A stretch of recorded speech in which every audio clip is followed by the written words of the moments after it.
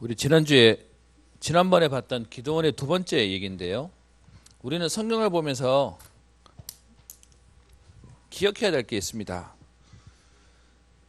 우리도 모르게 세상을 살아오면서 이미 세상적인 방법으로 길들여지다 보니까 자꾸 우리는 실력이 있어야 된다고 생각합니다. 오늘 아침에 봤던 제자란 단어요. 제자들이 일어섰고 그 제자들 가운데 장로를 뽑았다라고 얘기하는데, 우리는 자꾸 이 얘기만 들으면 우리가 그렇게 소망하지만 자꾸 우리는 눌려요. 나는 제자 아닌 것 같고, 나는 그러기엔 너무 부족한 것 같고. 그러니까 성경의 인물들을 쳐다보면서 우리는 자꾸 어떻게 보냐 하면 그 사람들이 대단한 것처럼 보이는 겁니다. 아니요. 요한복음 8장 31절 32절에 뭐라고 얘기하죠?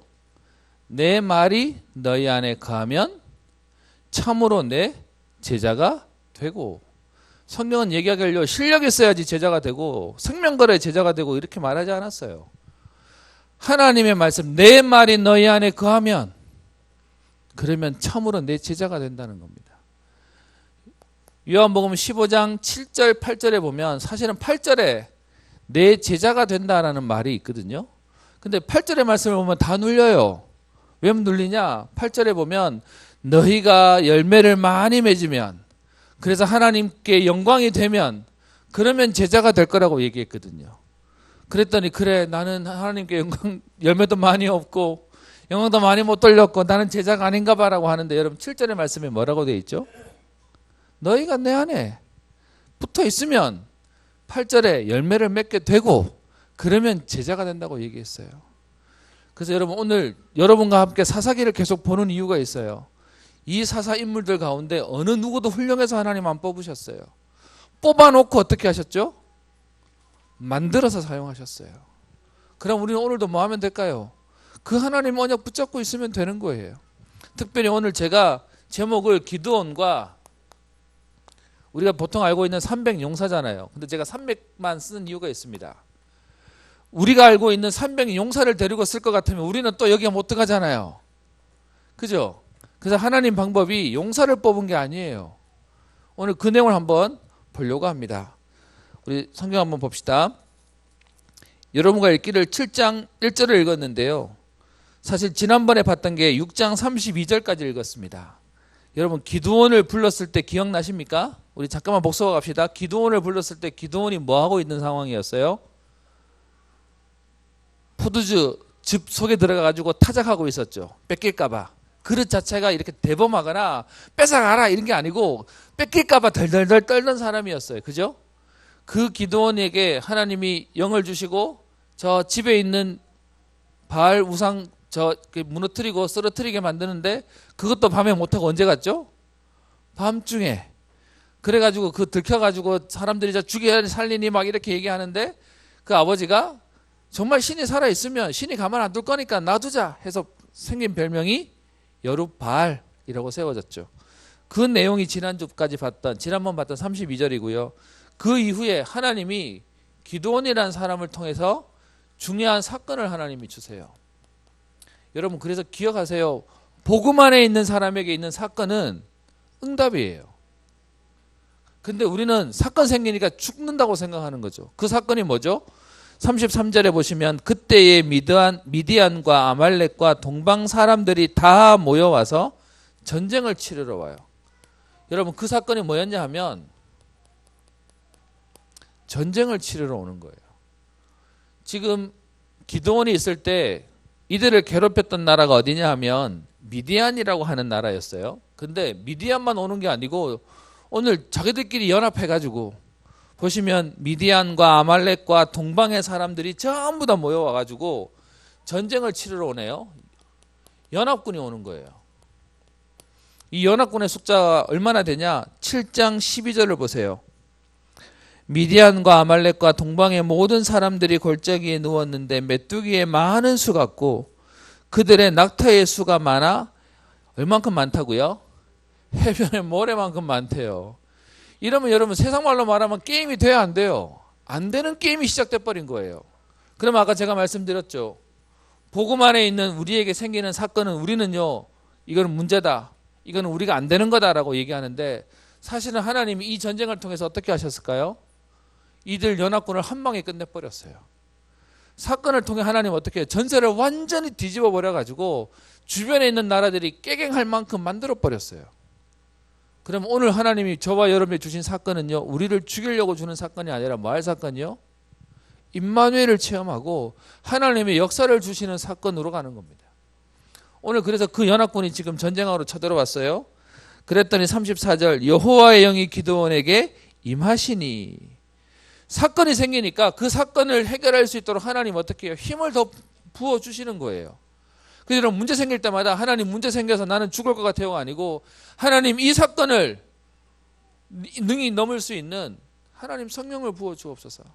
우리는 사건 보는 게 아니고 어떻게 해요? 하나님의 은혜를 입으면 되는 겁니다. 그래서 기드온이 오늘 어떻게 해요?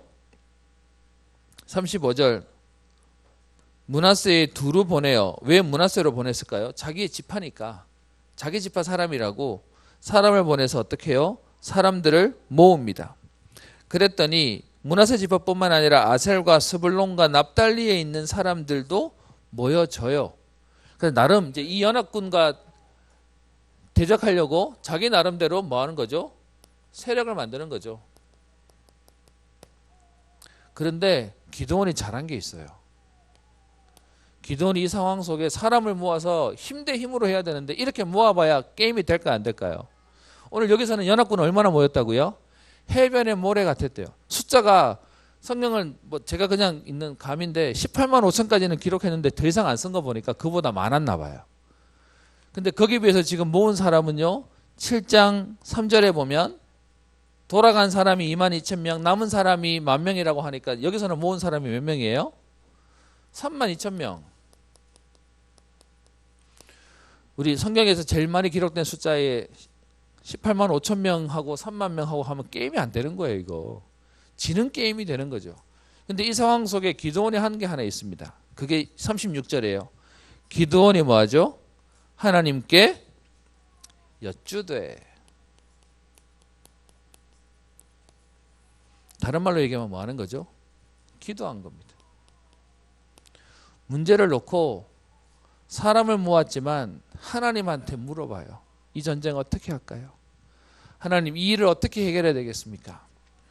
그러면서 36절 주께서 이미 말씀하신 같이 내 손으로 이스라엘을 구원하게 하시려거든. 37절 하나님한테 기도하는데 그 기도 내용도 기드온의 그릇대로 해요. 하나님 약간 시험해봐요. 정말로 하나님 내게 이거 하시는 게 맞으면 이렇게 좀 사인을 주세요. 근데 그 사인이 한 번이 아니고 두 번이나 하죠. 첫 번째 사인이 뭡니까? 내가 양털 한 뭉치를 타작마당에 둘 건데 만약에 내일 아침에 이슬이 양털에만 있고 주변이 마르면 주님께서 하시려고 하는 줄 알겠습니다 라고 해서 처음에 시험해봐요. 양털에게만 이슬이 맺히게 해주세요. 그랬더니 어떻게 합니까? 38절 그대로 됐습니다. 그러면 야 하나님 사인 맞고 나고 가야 되잖아요. 근데 얼마큼 소신한지 한 번 가지고 안 돼. 두 번 확인해 봐야 되겠어. 이래가지고 두 번째로 또다시 얘기합니다. 그게 38절에 있죠. 그 양털을 가져다가 이스라엘 짠이 물에 가득하게 되는데 39절에 내가 이번만 다시 구하겠습니다. 그러면서 어떻게 해요? 이번에는 양털 말고 양털의 주변에만 이슬이 맺히고 거기만 이슬 안 맺히게 해주세요 라고 질문하는 거죠. 그랬더니 여러분 우리 하나님 참 좋은 하나님이에요. 나 같으면 때려치워 했을 텐데 하나님 어떻게 해요? 그대로 하나님 응답해 주세요.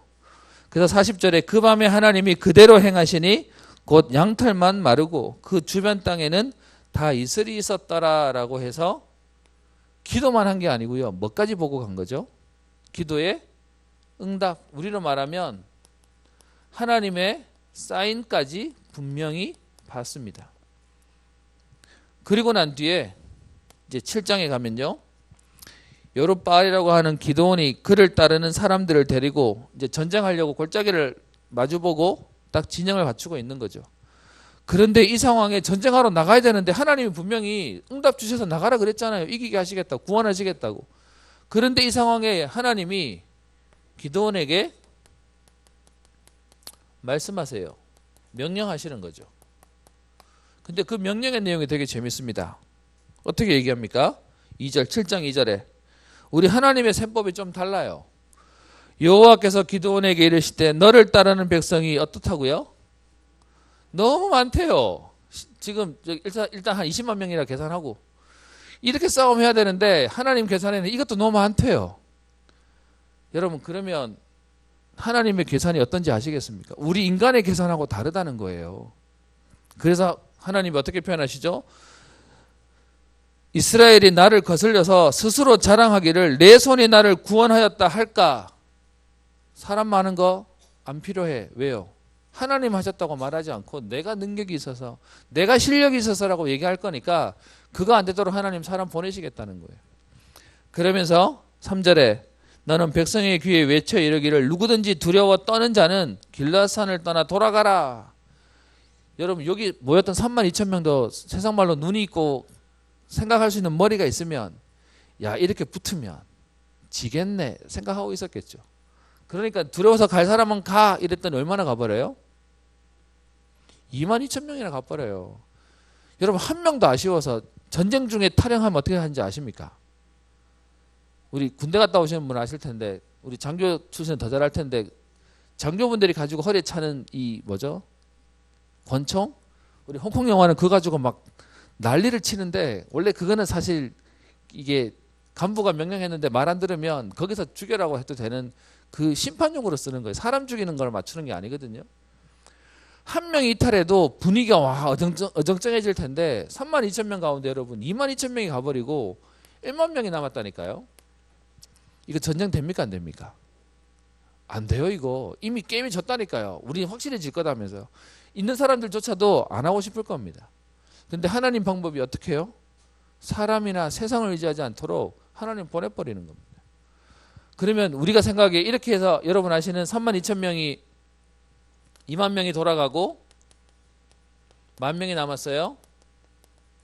근데 하나님이 이렇게 남은 10,000명도 너무 많다고 하셔서 그 다음에 하는 시험거리가 있죠. 그게 그 뒤에 4절에 여호와께서 또 기드온에게 이르시되 백성이 아직도 많으니 그들을 인도하여 물가로 내려가라. 거기서 내가 시험할 것이다 라고 해서 두 번째로 시험해서 하는 게 뭐죠? 물가로 내려가서 물 먹는 거 보고 어떻게 나눕니까? 9,700명 그리고 그 중에 300명 하나님 이렇게 나누세요. 제가 어릴 때 배우기를 이 300명의 용사를 하나님이 남기셨다고 얘기하는데 너무 많아서 안 된다고 하는 하나님이 지금 고르고 골라가 300명을 남겼었겠습니까? 센 사람, 준비된 사람 남겼겠습니까? 그럼 아니었어요. 성경을 자세히 보시면 9,700명은 어떻게 해요? 냇가에 가서 개처럼 핥아 먹었다라고 되어 있는데 다르게 얘기하면 남성적인 거예요. 그 물가 갔더니 목마르니까 그냥 머리 쳐박고 그냥 막 먹었던 거예요. 300명은 어떻게 해요? 요렇게 먹었어요. 그러면 세상 말로 말하면 약간 여성스러운 것 같아요. 그러면 여러분 저는 전쟁하러 가려면 이 사람들 데려가겠어요. 좀 남성답고 좀 이렇게 한번 해보자 뭐 이런 사람 데려가야 되는데 하나님 이들 돌려보내고요. 300명 데리고 전쟁하러 나가라는 겁니다. 저는 이 300명을 보면서 제게 기도 제목이 생겼어요. 왜 하나님이 기드온 혼자 가가지고도 못 이기게 할까요? 여러분 아시는 우리가 알기에 1,400명 왔더니 18만 5천 아수르 군사가 죽어버렸어요. 그러면 기드온 혼자 올라가지고 다 끝내버려도 되잖아요. 근데 하나님이 많아서 필요 없다고 하는 하나님이 왜 300명은 고르게 하셨을까가 제게는 질문이었어요. 근데 거기에 대한 건 성경은 명확하게 말하지 않지만 제게 300명에 대한 답은 왔어요. 뭐로 왔냐? 증인이 필요했어요. 300명에 가서 하나님이 이렇게 하셨다더라 라고 말해서 그걸 말해줄 사람이 필요했던 거예요. 여러분 지금도 그래서 하나님의 방법은 뭐죠? 증인이 필요한 거예요. 실력 있는 사람이 필요한 게 아니고요. 능력 있는 사람이 필요한 게 아니라 하나님이 하셨다라고 말할 수 있는 사람이 필요한 거예요. 저는 그래서요. 저희 교회에 실력 있는 사람을 찾는 게 아니고 하나님이 하셨음을 볼 수 있고 말할 수 있는 제자가 일어나는 게 응답인 것 같아요. 실제로 여러분 이 300명이 올라가서 어떻게 전쟁하게 되죠? 이 300명을 뒤에 보면 이렇게 되어 있습니다.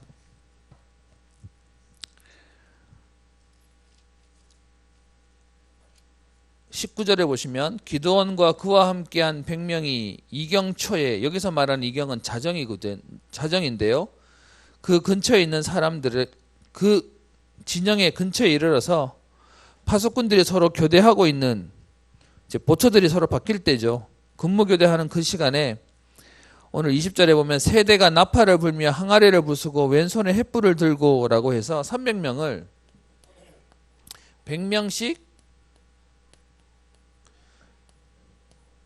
세 부류로 만듭니다. 그리고 그들 손에 뭐를 쥐어서 보냅니까? 20절에 보면 나오죠. 왼손에는 횃불을 들고 오른손에는 나팔을 불며, 그리고는요 그 횃불을 항아리 속에다가 집어넣게 만들었습니다. 전쟁하러 가는데요 칼 하나도 없어요. 기껏 들고 가는 게 나팔 들고 가고 나팔 들고 가고 횃불 들고 가고 항아리 들고 가고, 전쟁할 수 있는 사실 용품이 아닌 거죠. 그런데 그렇게 들고 가서요 오늘 전쟁을 하죠. 20절에 그 가져갔던 세대가 100명씩 있던 그 세 부대가 나팔을 불며 항아리를 부수고 왼손에 횃불을 들고 오른손에 나팔을 들어 불며 외쳐 이르되, 소리 지른 것밖에 없어요. 여호와와 기드온의 칼이다 라고 외쳤더니 21절에요. 각기 제자리에 서서 그 진영을 에워싸매 그 온 진영의 군사들이 뛰고 부르짖음에 도망하였는데, 22절 300명이 나팔을 불 때 여호와께서 그 온 진영에서 친구들끼리 칼로 치게 하심으로 적군이 도망하여 그들이 어떻게 해요? 자기들에 있는 경계에까지 도망하도록 만드셨다고 되어 있습니다.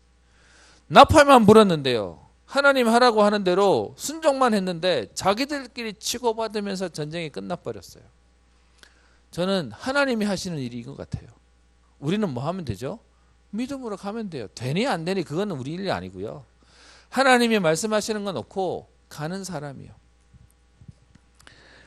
그랬더니 23절에요. 이스라엘 사람들은 납달리와 아살과 온 므낫세에서부터 부름을 받고 미디안을 추격하였다라고 되어 있습니다. 그래서 얼만큼 하나님이 역사하시는지 24절에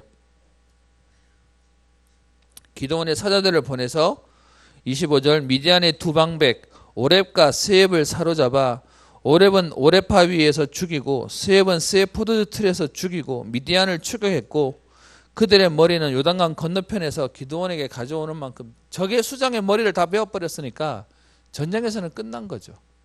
그래서 하나님이 사실은 이 사건에 대해서 완전한 승리를 주셨습니다. 저는 어릴 때 이거 되게 재밌게 들었거든요. 근데 여기에 그리스도는 안 보였어요. 그냥 300명의 용사가 나가 이겼나 보다. 근데 여러분 우리는 성경 보면서 봐야 될 게 있는 게 뭐냐 하면 인간이 한 게 아니고요. 기드온이 한 게 아니라 하나님이 하신 거예요. 근데 오늘 저는 여러분들과 함께 여기서요 함께 볼 교훈을 몇 개 좀 보려고 합니다.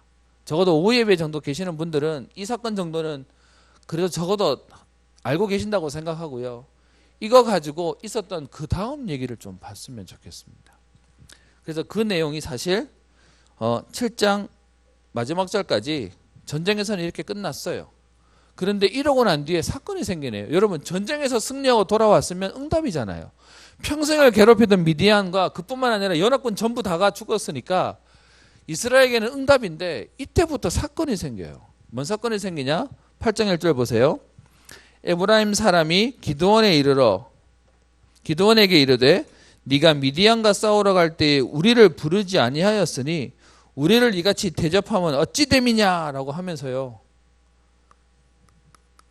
에브라임 지파가 시비 걸어요.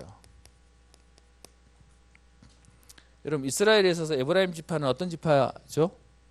전에 얘기했었나요? 우리가 알고 있는 이스라엘이 사울 왕을 시작으로 해서 그 다음에 다윗 왕이고요. 그리고 솔로몬 때까지만 통합 이스라엘이라고 하는 통일 왕국 시대였어요. 그런데 솔로몬이 죄를 많이 지으면서 솔로몬의 자녀들로 인해서 북쪽 이스라엘과 남쪽 유다로 나눠지죠. 그러면서 우리가 알고 있는 북쪽과 남쪽으로 나눠지는데 남쪽은 우리가 알고 있는 유다 왕국이라고 얘기하고요. 북쪽은 이스라엘이라고 얘기하게 돼요. 위에가 10지파가 있게 되는데 밑에 있는 유다 지파의 가장 중심은 유다 지파였고 유다민과 베냐민 지파 두 지파가 유다 왕국이 되고요. 위에 10지파가 이스라엘 왕국이 되는데 이 이스라엘 왕국에 있어서 제일 우두머리 역할을 했던 지파가 어디냐 하면 에브라임 지파입니다. 실제로 에브라임은 지난주에 얘기했었는데 에브라임은 어디서 나온 어느 배에서 나온 후손이죠? 요셉. 그것도 요셉의 첫째 둘째 아들 중에 둘째 아들. 근데 여러분 예언이 무서운 게요. 실제로 에브라임이 제일 막내잖아요. 그런데 가장 큰 힘이 있는 분위기가 돼요. 그러니까 이 에브라임 지파가 소위 말하면 므낫세 지파가 지금 기드온이 므낫세 지파 소속이었잖아요. 여기서 나가 전쟁을 치르는데 전쟁에서 이기고 돌아오니까 에브라임 지파가 옆에 와서 거들먹거리는 거예요. 왜 전쟁하러 갈 때 우리는 안 불렀어? 여러분 이게 말이 되는 겁니까? 근데 여러분 이 일이 오늘 여기서만 나오는 게 아니고요. 뒤에 가면 또 나와요. 에브라임 지파가 이스라엘이 사건만 생기면 왜 자기를 대접 안 해줘? 라는 일이 생깁니다. 실제로 보면 어디 보시냐면 뒤에 12장 한번 보세요. 사사기 12장. 12장은 앞에 11장에 사사 입다라고 하는 불량배 출신인 사사가 전쟁을 치르고 전쟁에서 이기고 돌아오는 내용이 나와 있습니다. 근데 그 암몬 자손을 이기고 돌아오는데 12장 1절에 보면 에브라임 사람들이 또 몰려가서 입다에게 얘기해요. 네가 암몬 자손과 싸우러 건너갈 때 어찌하여 우리를 불러 너와 함께 가게 하지 아니하였느냐? 우리가 반드시 너와 네 집을 불사르리라. 웃기죠? 전쟁 치러 갈 때는 같이 안 가놓고서는 이기고 돌아오니까 왜 우리를 안 챙겼어? 라고 하는 겁니다. 그나마 기드온은 우리 앞에서 보는 기드온은 그 에브라임에게 약간 비유를 맞춰가지고 당신이 워낙 훌륭하고 대단했기 때문에 뭐 이러면서 이제 말로 넘어가요. 근데 뒤에 나오는 12장에서는 입단 아까 불량배 출신이라고 그랬잖아요. 이렇게 시비 거니까 열받아가 입다 가서 다 죽여버려요. 그 내용이 12장에 나와요. 그거 나중에 볼 건데 여러분 여기서 나오는 저는 에브라임을 볼 때마다 우리가 자꾸 속는 일들이에요. 우리가 사실은 사람을 대접하고 어떤 면에서 어른을 존중하고 우리가 대접하는 건 필요한 건데 자칫 잘못하면 여기서 일들이 계속 생기는 겁니다. 체면, 자리 그러면서 어떤 면에서 이게 경우에 맞는 거지라는 부분들이 생기는 거죠. 그래서 오늘 여러분들 우리가 보시면서 전쟁을 치르러 갈 때 실제로 우리 오늘 말씀 속에 보면 7장 24절에 기드온이 사자들을 보내서 에브라임 온 산지로 두루 보내어 내려와서 미디안을 치고 그들을 앞질러 가자라고 부탁합니다. 근데 사실은 에브라임 지파가 반응을 안 했어요. 그래놓고서는 나중에 와가지고 생색을 내는 모양새가 나오는 겁니다. 그래서 저는 제가 기도하는 게 있습니다. 그게 뭐냐면 믿음의 선배들이 앞장서는 문화들이 되어야 되는 것 같습니다. 물론 당연히 대접해야죠. 섬겨야 되는 건데 그렇지만 그 대접과 상관없이 믿음의 사람들이 서는 거예요. 실제로 이 일들 때문에 나중에 이 이스라엘과 북쪽 이스라엘과 남쪽 유다로 나눠지는데 에브라임 지파가 이날 갑자기 갈린 게 아니고요. 이런 전조들이 계속 있었어요. 그러니까 자기들 생각에 에브라임은 가장 큰 지파가 되어 있는데 유다가 자꾸 다윗 중심으로 해가지고 자기들이 뭘 만들어 가니까 너네들 안 해 이러면서 북쪽 이스라엘의 구심점이 되면서 문화들을 만들어 버렸습니다. 그래서 우리는 오늘 이거 보면서요. 하나님 앞에서 교회는 믿음의 선배들이 어떤 면에서는 더 하나님 앞에 더 모델로 서는 것입니다. 그래서 7장 3절에 보면 8장 3절이죠. 기드온이 2절 3절에 오늘 얘기합니다. 에브라임의 끝물 포도가 아비에셀의 만물 포도보다 낫지 않냐? 너네들이 못한 게 우리보다 훨씬 낫지 않냐? 그러면서 3절에 하나님이 미디안의 방백을 우리 손에 넘겨주셨는데 내가 한 일이 어찌 능히 너희가 한 것과 비교되겠느냐라고 하면서 이렇게 칭찬하고 띄워줘요. 우리 한 거 별거 없어. 너희가 훨씬 훌륭한 거야. 그랬더니 어떻게 해요? 뒤에 기드온이 이 말을 하매 그때의 그들의 노여움이 풀리니라. 여러분 여쭤보겠습니다. 교회에 일이 하나 생겼어요. 이 일은 누가 해야 되는 거예요? 장로님이 해야 되는 건가요? 교육자가 해야 되는 건가요? 젊은 사람이 해야 되는 건가요? 누가 해야 되죠? 정답은 본 사람이 하는 겁니다. 아는 사람이 하는 겁니다. 우린 여기에 자꾸 이렇게 순서가 틀려져 버리는 거죠. 두 번째요. 그러면서 우리가 봐야 될 게 있는데, 이렇게 전쟁을 치르고 나니까 여러분 하루아침에 기드온이 어마어마한 조명을 받게 돼버렸어요. 기드온의 전쟁을 통해서 이겨버렸으니까. 그러니까요, 그 뒤에 보시면 22절, 8장 22절입니다. 그때 이스라엘 사람들이 기드온에게 이르되 당신이 우리를 미디안의 손에서 구원하셨으니 당신과 당신의 아들과 당신의 손자가 우리를 다스리소서. 전쟁에서 승리하고 나니까 세상 말로 전쟁 영웅이 된 거죠. 그러니까 어떻게 해요? 당신이 우리의 왕이 되어주세요. 그러니까 당신뿐만 아니라 당신의 자녀들도 우리를 다스려줬으면 좋겠습니다 라고 사람이 주목받게 되는 거예요. 근데 그때 기드온이 잘한 게 있어요. 뭐라고 얘기합니까? 뒤에요. 24절입니다. 23절 같이 읽을까요? 시작. 기드온이 그들에게 이르되 내가 너희를 다스리지 아니하겠고 나의 아들도 너희를 다스리지 아니할 것이요 여호와께서 너희를 다스리시리라. 아멘. 기드온이 딱 얘기합니다. 어떤 면에서는 지금 이 상황에 이 정도 되면 그러면 뭐 내가 뭐 이렇게 할게 이래도 되는데, 기드온이 얘기합니다. 나도 안 할 거고 내 자녀도 안 할 거다. 여호와가 너희를 다스릴 거니까 지금 왕 필요 없어 라고 얘기하는 겁니다. 여러분, 그래서 실제로 이 사사기가 끝나고 난 뒤에 이스라엘이 누구를 요구하죠? 왕을 요구하잖아요. 우리가 왕이 아니어서 나라가 시끄러운 거라고. 그랬을 때 사무엘이 얘기하기를 지금 너를 거부한 게 아니고 하나님 거부한 거다. 그래서 나왔던 얘기인 거죠. 왕으로 삼으려고 하는데 기드온이 거절해요. 이건 참 좋아요. 근데 제가 조심스러운 건 성경에 있는 인물을 띄우면 또 그리스도가 약해 보일까 봐요. 그래서 약부터 치고 가겠습니다. 기드온이 이렇게 잘했는데 실수 하나 했어요. 뭐냐면 이래놓고서는 사람들한테 얘기하기를 뭐라고 하냐면 24절 보세요. 기드온이 그들에게 요청할 일이 있으니 너희는 각기 탈취한 귀고리를 내게 줄지니라. 무슨 말이냐면 지금 전쟁에 치렀던 이 미디안 사람들이 귀걸이를, 남자들도 귀걸이를 하는 족속들이었어요. 그러니까 전쟁에서 이기면 이거 다 탈취해서 오잖아. 이렇게 뭐 장신구 다 탈취해서 오는데 그거는 너네들이 다 가져가고, 그러면서 귀걸이 중에 하나만 내게 전리품으로 고마우면 줘라 라고 한 거예요. 어떤 면에서 왕이 다 가져와 해도 되는 건데 기드온이 요거 하나만 달라고 얘기하고 나머지 다 너네들이 가져가라고 하니까 기분 좋은 마음으로 사람들이 뭐 했을까요? 25절.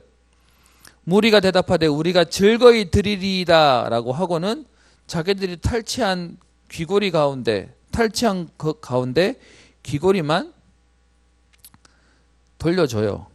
그랬더니 26절. 기드온이 요청한 금 귀고리의 무게만 1700세겔이었다 라고 얘기하는데요. 문제는 이렇게 받은 거 말고도 많은 재물들이 있었는데 이걸 가지고 기드온이 잘한다고 한 게 있어요. 잘하려고 한 건데 결과적으로 이상해졌죠. 27절. 기드온이 그렇게 받은 금으로 뭘 만들어요?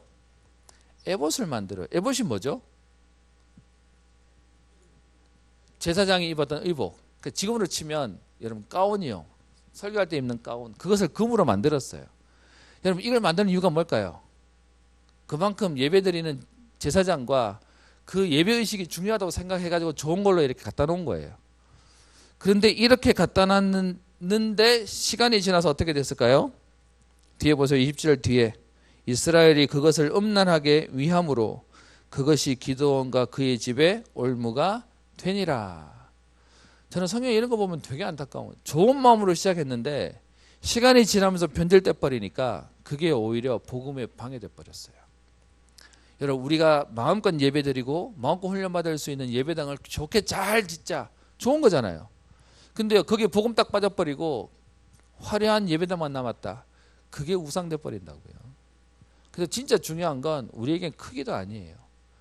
어떤 면에서 되게 조심스럽게 얘기하지만 여러분 우리 그렇게 기도하고 있는 RUTC, 저는 RUTC가 외형이라고 생각하지 않습니다. RUTC를 잘 지으면 그게 RUTC 되는 겁니까? 여러분 우리나라 역사 가운데 있어서 선교사들이 와서 우리나라에 많은 병원도 세우고 학교도 세우고 건물도 세웠습니다. 근데 그 건물들이 지금 다 어디가 있겠습니까? 그게 교단, 재단에 전부 다 부동산이 돼버렸습니다. 복음과 상관없이 가버리는 거예요. 그럼 우리한테 진짜 중요한 건 건물도 아니에요. 저는 그래서 은평교회 앞으로 우리 응답받을 시간표를 생각하지만 우리에게 진짜 중요한 건 사람이에요. 진짜 복음 때문에 담난 일꾼을 키우고 렘넌트를 키우는 게 응답이지. 물론 그것 때문에 필요하다면 우리 건물도 있어야 돼요. 근데 우리에게 있어서 건물을 지어놓는다고 사람이 생겨지는 게 아니니까요. 그래서 오늘 두 번째로는 전쟁으로 왕이 세우려고 하는데 기드온이 거기에 대해서 거절해요. 거절 반대가 아니죠. 거절. 그래놓고서도 뒤에 에봇이 나중에 우상이 되어지는 약점이 있었어요. 마지막 교훈입니다. 저는 오늘 이 본문 속에 기드온이 제일 잘했던 게 하나 있어요. 그게 뭐냐 하면 기드온의 기질 자체는 소심했던 것 같고요. 하나님께 두 번, 세 번 확인해야 될 만큼 겁도 많았던 사람인 것 같습니다. 근데 그것 때문에 기드온이 잘한 게 있다면 뭐 하는 거냐? 하나님한테 여쭈어 보는 거예요. 내가 자신이 없으니까 자꾸 물어보는 거죠. 하나님 어떻게 해야 될까요? 하나님 이게 맞을까요? 그래서요 오늘 사사기 6장 36절에도 마찬가지로 그 내용들을 말하고 있고요. 또 그 앞에 있는 6장 17절에도 기드온이 계속해서 하나님한테 물어보는 내용들이 나와 있습니다. 다른 말로요. 기도의 비밀과 응답을 누렸던 것이죠. 유 목사님이 자주 쓰시는 단어 가운데 진짜란 단어를 쓰십니다. 진짜 제자, 그리고 한 번 더 쓰는 단어 얘기가 진짜 기도하는 사람. 계속 우리에게 기도에 대한 내용들을 꺼내고 계십니다. 우리가 왜 기도해야 되죠? 성령이 역사하셔야 되니까요. 똑똑해서 일이 되는 게 아니라, 능력이 있어서 일이 되는 게 아니라 기도가 성령을 움직이게 하는 영적인 비밀을 주시는 응답의 통로니까요. 그래서 제가 예를 하나 써놨습니다. 우리가 알고 있는 여호수아가 가나안을 점령해서 들어가는 가운데 가장 큰 실수를 한 게 하나 있어요. 물론 그것도 하나님이 응답이 되게 만드셨지만 그 실수가 뭐냐 하면 여호수아 9장에 나오는 기브온 사람들을 묻지 않고 받아들이는 겁니다. 한번 잠깐 볼까요? 여호수아 9장입니다.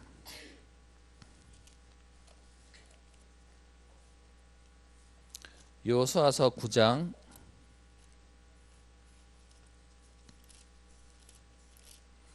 여호수아 9장에 있는 배경이 우리가 알고 있는 6장의 여리고성을 무너뜨려요. 그 응답 때문에 이스라엘 백성이 너무 이렇게 흥분한 나머지 그 뒤에 나오는 아이성에서는 기도 안 하고 점령하러 쳐들어갔다가 완전 세상 말로 완전 박살이 나는 거죠. 그리고 난 이후에 하나님이 다시 가나안 땅을 점령해 가는 상황 속에 오늘 9장에 보시면 9장 3절에요. 기브온 주민들이 여호수아가 여리고와 아이에서 행한 일을 듣고 기브온 사람들 자체가 가나안에 있는 하나님이 다 죽이고 멸망시키라고 하는 백성이었어요. 그런데 그 기브온 주민들이 여호수아가 여리고 성을 무너뜨리고 아이 성도 무너뜨렸던 얘기를 듣고는 4절에 꾀를 내어서 뭐하죠? 사신의 모양을 꾸미되 헤어진 전대와 헤어지고 찢어져서 기운 포도주 부대를 나귀에 싣고, 그리고 5절에는요 발에는 낡아서 기운 신을 신고 낡은 옷을 입고 다 마르고 곰팡이가 난 떡을 준비해서 이스라엘을 찾아옵니다. 그리고는 6절에 거짓말하죠. 우리는 먼 나라에서 왔는데 우리와 조약을 맺읍시다. 바로 옆에서 왔는데요, 멀리서 온 것처럼 아예 그 마른 떡, 오래돼서 마른 떡, 그리고 오래돼서 헤어진 옷 일부러 입고 와가지고는 우리가 먼 나라에서 당신을 만나라고 왔으니까 화친합시다 라고 얘기한 겁니다. 그랬더니 7절에 처음 사람들은요 조심을 해요. 이스라엘 사람들이 히위 사람들에게 이르되 너희가 우리 가운데 거주하는 듯하니 우리가 어떻게 너희와 조약을 맺을 수 있느냐라고 하면서 처음에는 경계를 해요. 근데 그 뒤에 8절에 여호수아가 우리는 당신들의 종입니다 라고 말하면서 여호수아에게, 그랬더니 여호수아가 묻습니다. 당신들은 누구며 어디서 왔느냐? 그랬더니 9절에요. 그들이 여호수아에게 대답하되 종들은 당신의 하나님 여호와의 이름으로 말미암아 심히 먼 나라에서 왔사오니 우리가 그의 소문과 애굽에서 행하신 모든 일, 출애굽했던 상황들요, 10가지 재앙을 통해서 출애굽했던 상황들을 들었고, 그리고 10절에 그가 또 요단 동쪽에 있는 아모리 사람의 2왕을 무너뜨리고 그래서 행하신 모든 것을 우리가 들었습니다. 그러면서 11절에 거짓말합니다. 그러므로 우리 장로들과 우리나라의 모든 주민이 우리에게 말하여 이르되 여행할 양식을 가지고 가서 그들을 만나 그들의 종이라고 하면서 조약을 맺읍시다라고 해라고 해서 왔습니다. 12절, 이 떡은 우리가 당신에게로 오려고 떠나던 날에 우리들의 집에서 아직 뜨거운 것을 양식으로 가지고 왔는데, 이게 거짓말이죠. 원래 말라 비틀어진 걸 들고 왔는데, 원래는 좋은 거 가져왔는데 얼마나 멀리 오다 보니 이게 지금 말라 비틀어졌습니다라고 하는 거죠. 그러면서 이제 말랐고 곰팡이가 났고, 13절, 포도주를 담은 이 부대도 새 것이었는데 찢어지게 되었고 이 옷도 신도 여행이 매우 길었으므로 낡아졌습니다. 어쩌면 세상 말로 말하면 완전 범죄한 거죠. 그랬더니 그 뒤에요, 여러분 중요한 말을 하고 있습니다. 9장 14절 읽어볼까요? 시작. 무리가 그들의 양식을 취하고는 어떻게 할지를 여호와께 묻지 아니하고. 여기서 문제가 생겨버렸어요. 여러분, 이렇게 받은 떡이 먹을 만했겠습니까? 먹을 것도 안 돼요. 근데 정황상으로 딱 보니까 어떻게 해요? 그럴만하다고 생각해서 뭐 안 했다고요? 물어보지 않았다고요. 다른 말로 기도 안 해버렸어요. 그냥 그 상황적으로 받아들인 거죠. 우리가 지금도 우리 현장에 저를 비롯해서 실수가 뭐냐 하면, 이거는 기도할 만한 거야, 기도 안 할 만한 거야 라고 우리 스스로 판단하면서요, 우리 스스로 놓쳐버리는 거예요. 모든 것을 기도로 넣으라고 하는 내용이 그 속에 하나님의 계획을 보는 건데요.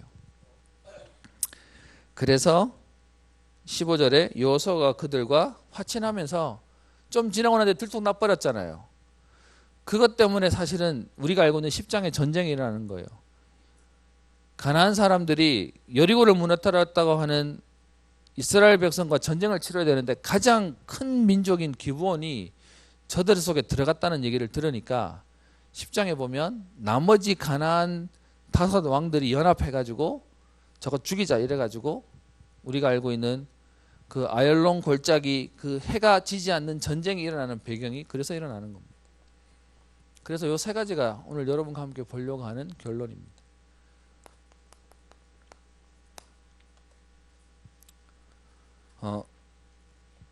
저는 성경에 있는 말씀들이 우리에게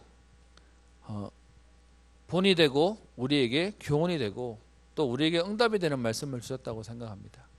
그런 중에 사사기에서 계속해서 얘기하는, 하나님이 가장 어려울 때 누구를 세우냐?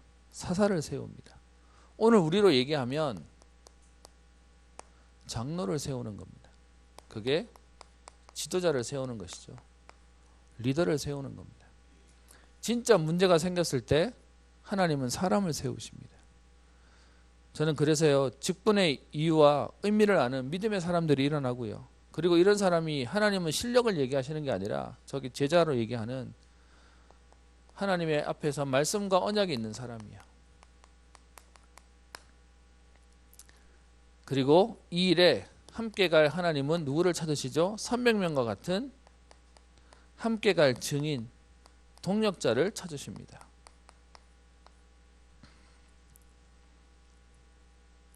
그게 저와 여러분들이 함께 사사기를 보면서 기도할 응답이었으면 하고요.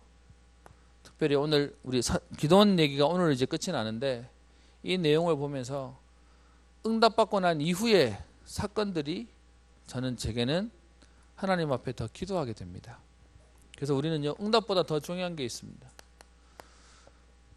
저는 어제 핵심 메시지를 들으면서 우리가 막 22,000명 모였다고 하는 막 그 흥분한 것의 문제가 아니라, 그들을 이렇게 일어난 우리 렘넌트를 앞으로 어떻게 계속 응답받게 할 거냐라고 하는 고민이 전도자의 가슴 속에서 제가 느껴져서요. 그래서 우리는 이 응답보다 더 중요한 응답 이후를 우리는 보는 것입니다. 그것 때문에 우리가 할 일은 뭐 하는 것이죠? 기도 속에 함께 달려가는 겁니다. 교회를 놓고 하나님 앞에 이런저런 기도를 합니다. 지난 금요일 날 금요기도 때문에 내려왔더니 지하실 창고 앞에 기름 냄새가 좀 많이 나는 겁니다. 그러면서 이제 보니까 성령 목사님이 이렇게 막 땀을 뻘뻘 흘리면서 이렇게 막 분주하게 뭘 다녀요. 그래서 뭔 일 있냐라고 물었더니 그 지하 창고 안쪽에 20리터짜리 말통 그 기름통이 하나 있었는데 원래는 2개 있었습니다. 근데 그 기름통 중에 하나가 기름이 가득 차 있었는데 위치가 바뀌어지면서인지 기름통 밑에가 이렇게 터져가지고 기름이 새고 있었던 겁니다. 그나마 냄새 난다고 사람들이 얘기해 주셔서 들여다보는 중에 그 흐르고 있는 상황을 알게 되어서 기름통 이렇게 있는데 밑에가 터지니까 이렇게 눕혀놨어요. 근데 이미 바닥에는 이만큼 새 있고, 감사한 거는 제 생각에 그거 모르고 가만 놔뒀으면 그 20리터 다 셀 때까지 아마 아무도 몰랐을 것 같습니다. 그렇게 상황에 돼 있으니까 저도 가서 쳐다보고는 이게 이 상태로는 뭐가 안 될 것 같아요. 옆에 봤더니 또 빈통이 하나 있어요. 그래서 이제 목사님이랑 들고 나가자 해서 그거 가지고 이제 기름을 부어놔서 우리 지금 여기 소독가에 보시면 그 깨진 말통은 그대로 있고요. 이제 바꿔놓은 거 가지고 이제 밑에다 넣어놨습니다. 제가 이 상황을 해놓고 이제 손에 기름 묻은 것만 냄새도 나오고 뭐 하는 상황에 와서 기도한다고 앉았는데 뭔 마음이 드냐면, 하나님 이 일을 막아주셔서 감사합니다. 그런데 이 일이 또 생길 때 이렇게 발견되지 못하는 게 지금 우리 교회 시스템입니다. 여러분 지금 저희 교회는 청소해 주시는 분이 계십니다. 그런데 그 청소해 주시는 분이 계시기 때문에 이거는 우리 일이 아니야 라고 하는 순간 교회는 구석구석이 시끄러울 겁니다. 직원이 있고 교역자가 있고 또 일하는 사람이 있다 보니까 이건 일하는 사람이야 라고 하는 순간 교회는 사실은요 정리가 안 되기 시작할 겁니다. 제가 사실 저녁에 기도하면서 하나님 앞에 기도했습니다. 하나님 어떻게 하면 지금 이걸 할까요? 그래서 일단 마음 먹었습니다. 우리 교역자들하고 밑에 창고를 한번 다 뒤져서, 죄송합니다, 제가 그 안에 4년 동안 뭐가 들었는지를 잘 몰랐어요. 그래서 안에 있는 거 다 끄집어내서 좀 정리해서 버릴 거 버리고 좀 치울 거 치우고, 그러고 난 뒤에 창고 문은 잠그겠습니다. 뭔 얘기냐 하면 창고를 열어놨더니 정리해놔도 누가 1분이 이렇게 만들고 저렇게 하면 좀 있으면 지저분해져 버려요. 그래서 뭐 잠그면 되는 겁니다. 정리해놓고 잠그면 되는 건데, 문제는 그렇게 계속 잠그기 시작하면 여러분 오셔서 맨날 뭐 이래달라 저래달라 해야 되면서 사실 교회는 또 떨어가게 되는 겁니다. 하필이면 이번 주에 메시지에 아까 얘기하던 장로를 교회에 세워라 메시지를 하는 이 시간표에 하나님 왜 이 사건을 주셨을까라고 생각하면서 저는 온 교회가 함께 교회를 응답받아갈 시간표라고 생각됩니다. 우리 렘넌트들이 어디 가면 그런 말 잘합니다. 저는 어느 교회를 섬기는 누구입니다 라는 표현을 잘 써요. 여러분 그 교회를 다니면 섬기는 겁니까? 다른 말 하겠습니다. 여러분 우리가 적어도 나는 은평교회를 섬깁니다 라고 하면 그리스도의 몸된 교회 안에 내가 헌신한 내 자리는 있어야 되는 겁니다. 그게 찬양대가 되든, 그게 오늘 더운데 요리하시고 설거지 주시는 식당이 되든, 아니면 여러분들이 교사가 되든 어느 한 자리는 나의 자리가 있어야 됩니다. 저는 그래서 기도합니다. 하나님 은평교회 안에 자리가 남아 돌아서 문제가 아니라 하겠다는 사람이 많아가지고 누구를 써야 될지 고민할 수 있는 시간표가 오기를 기도합니다. 그래서 우리 교회 안의 전체적인 조직과 시스템에 대한 부분들은 우리 장로님들과 상의하면서요. 지금 이 건물도 보니까 이제 조금 외형적이나 아니면 내부적으로 약간 손을 봐야 될 때가 왔습니다. 뭐 이런저런 해야 될 것도 있고요. 근데 이걸 자꾸 밀어놔야 될 일이 아니라 우리가 이 일들을 찾아서 응답받을 수 있는 우리 기회들이 좀 있었으면 하고요. 그래서 한 10년 정도는 계속 이렇게 보수하고 또 그리고 또 다음 또 10년을 또 뛰고 해야 되는 상황인 거니까. 그러면서 저희가 그동안 어떤 면에서 좀 덮어놓고 조금 기다렸던 부분들도 우리의 응답들을 좀 찾아가는 걸음이 되었으면 좋겠고요. 그 중에 하나 기도하는 건 저는 우리 교회의 선교지가 있기를 기도하고 있습니다. 이번 렘넌트 대회도 그렇고 선교 대회도 그렇고 선교사님들이 나가 있는 현장이 우리와 직접 연결이 되어지면 우리가 찾아가는 선교만이 아니라 그들이 한국에 훈련받으러 와서 집회를 참여하고 그 이후에 저희랑 같이 일정을 소화하고 저희가 같이 도울 수 있고 같이 기도하고 호흡할 수 있는 그런 우리의 선교지들을 좀 찾으려고 기도하고 있습니다. 그래서 여러분 같이 기도해 주셔서 저희가 새로운 또 도전과 걸음이 되어지는 응답이 있기를 소원합니다.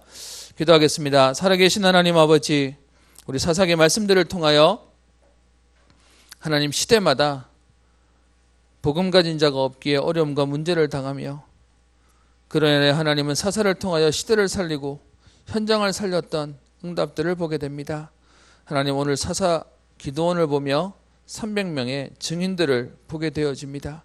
하나님 오늘 우리에게 이 시대의 사사로 나와 우리를 세우시며 이 일의 증인들로 우리를 세우셔서 함께 시대와 민족과 세계와 또 후대를 살리는 전도자의 걸음 되게 하옵소서.